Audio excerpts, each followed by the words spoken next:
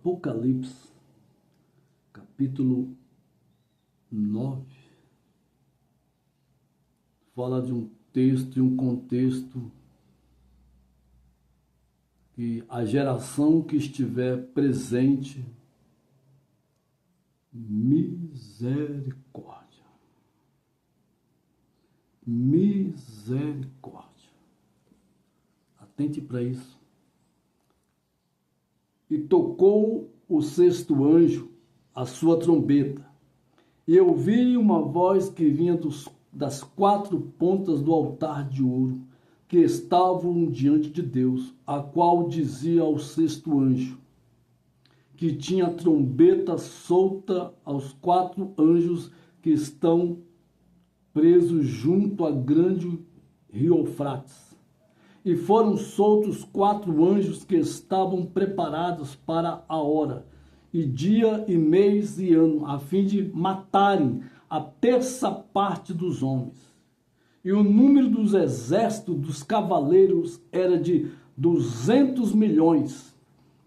E eu vi o número deles, e assim vi o cavalo nesta visão, e os que sobre eles cavalgavam tinham couraças de fogo, e de jacinto, e de enxofre, e as cabeças dos cavalos eram como cabeças de leões, e de sua boca saía fogo e fumaça e enxofre.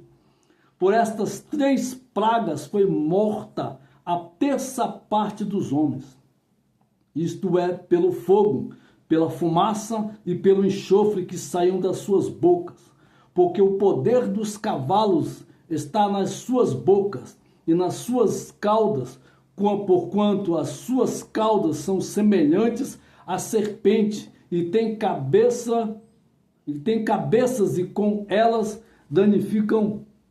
E os outros homens que não foram mortos por estas pragas não se arrependeram das obras de suas mãos para não adorarem os demônios e os ídolos de ouro e de prata e de bronze e de pedra e de madeira, que nem podem ver, nem ouvir, nem andar, e não se arrependeram dos seus homicídios, nem das suas feitiçarias, nem da sua prostituição, nem das suas ladruices.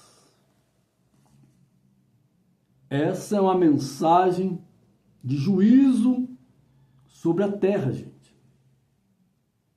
E Deus queira que antes que acontecer isso aqui, literalmente, nós já estejamos no paraíso, na eternidade com Deus. Porque, gente, acontecendo isso aqui, misericórdia. Misericórdia daqueles que estiverem nessa época aqui. Anjos serão liberados, como acabamos de ler, 4 anjos serão liberados. E eles serão libertos por sentença e juízo divino para julgar a terra. E ai daqueles que estão sobre a terra. Fogo, enxofre e saraiva se virá sobre todo e qualquer ser. E a pergunta que não quer calar é: você está preparado para o arrebatamento da igreja? Misericórdia, gente. Vamos nos arrepender para ontem. Do que, pregador? Você quer saber do que a humanidade precisa se arrepender? Acabei de ler para você, ó. Só que aqui o texto e o contexto diz que eles não se arrependeram. Olha só. Por isso que veio o juízo sobre eles. Não se arrependeram das suas obras, de suas mãos. O primeiro pecado aqui chama-se idolatria. Gente, você não queira saber o quanto Deus fica irado indignado com esse pecado. Sabe por quê? Porque a glória e a honra pertence só a Ele, mais ninguém.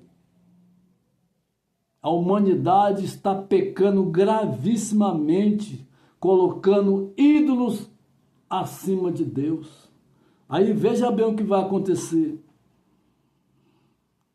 Das obras de suas mãos, para não adorarem os demônios, os ídolos, nada mais, nada menos é do que demônios.